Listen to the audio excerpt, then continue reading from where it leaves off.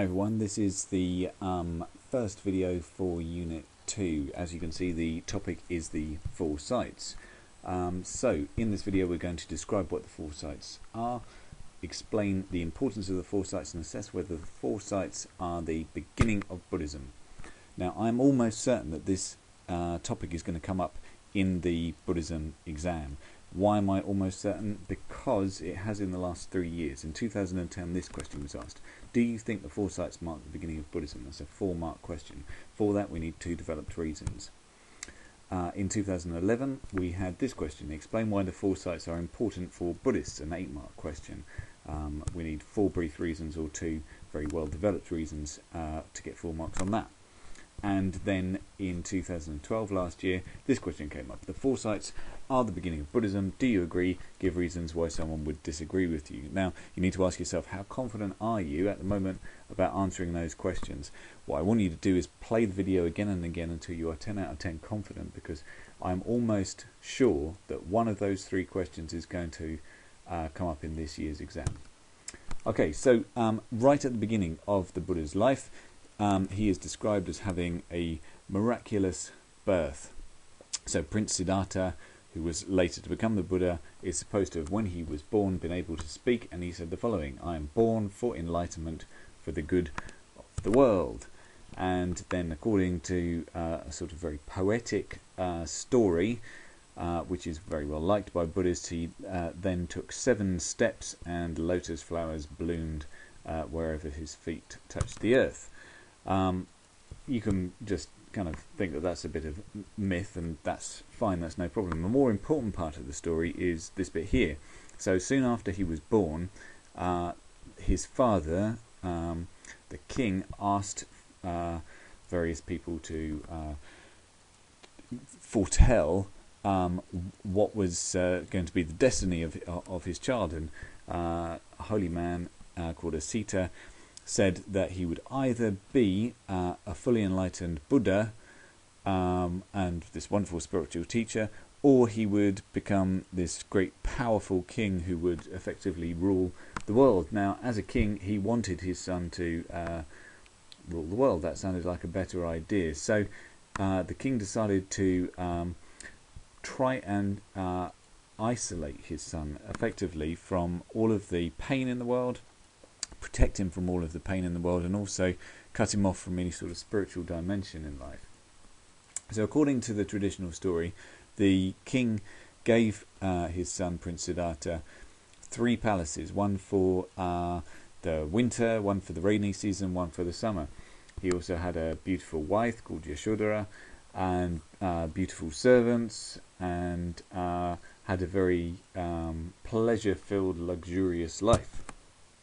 And that plan worked very well until Prince Siddhartha one day went out on a journey from his palace and saw 4 sights. So these are the 4 sights that we need to make sure that we memorize. The first sight was an old man.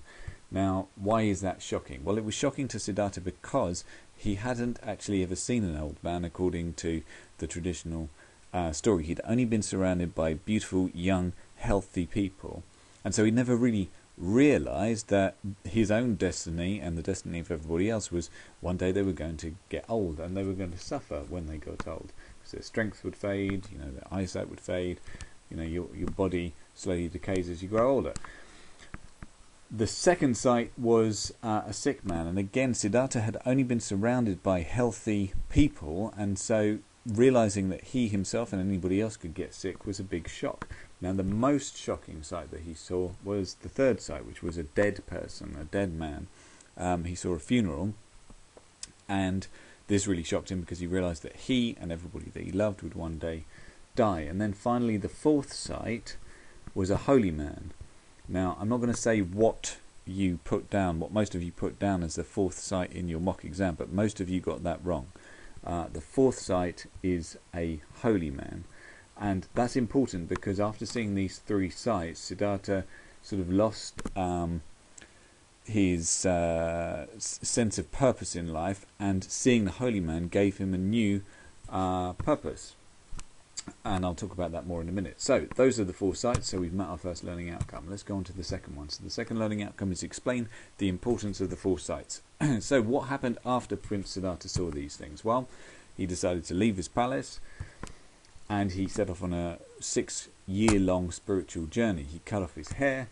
He exchanged his princely robes for the robes of a beggar, which is why Buddhist monks have shaved heads and they wear robes, because that's what Siddhartha did.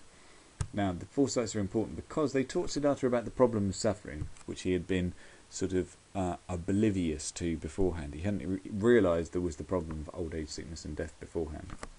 The 4 sites changed Siddhartha's outlook on life, and they inspired him to look for a deeper meaning. Also, the reality of old age, sickness and death inspires Buddhists today to strive for enlightenment.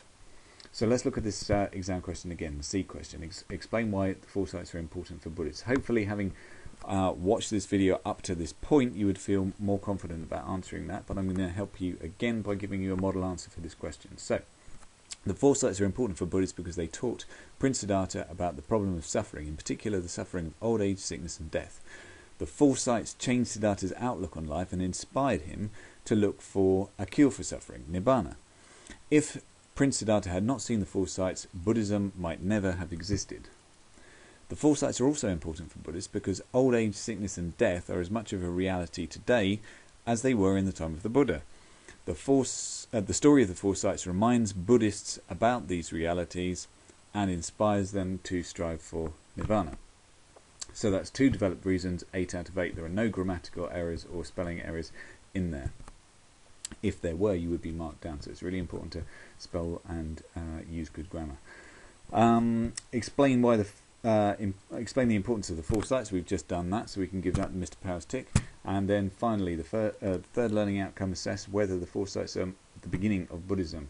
So this is the B question that we looked at the start. And here is the model answer to it. So, do you think the 4 sites mark the beginning of Buddhism? No, I do not think the 4 sites mark the beginning of Buddhism, because Prince Siddhartha did not discover the answer to the problem of suffering when he saw the 4 sites. He only discovered that suffering existed. Prince Siddhartha only discovered the solution when he attained enlightenment and became the Buddha.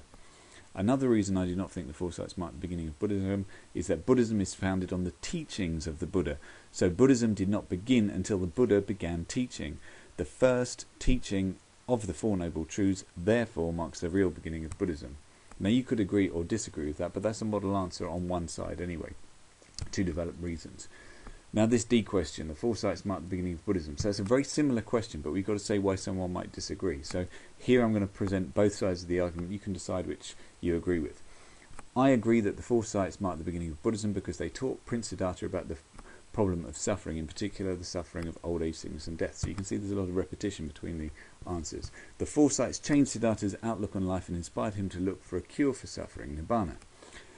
The 4 sites mark the start of Siddhartha's spiritual journey and therefore the beginning of Buddhism, marking, linking back to the actual question. 3 brief reasons, 3 out of 3. Some people might disagree with me because they might believe that the moment when Prince Siddhartha attained enlightenment is the beginning of Buddhism. Others might regard the Buddha's first teaching, the 4 Noble Truths, as the beginning of Buddhism. It is also possible to see the founding of the Sangha as the real beginning of Buddhism. That is 6 out of 6, a star. Okay, so we have met our 3rd learning outcome.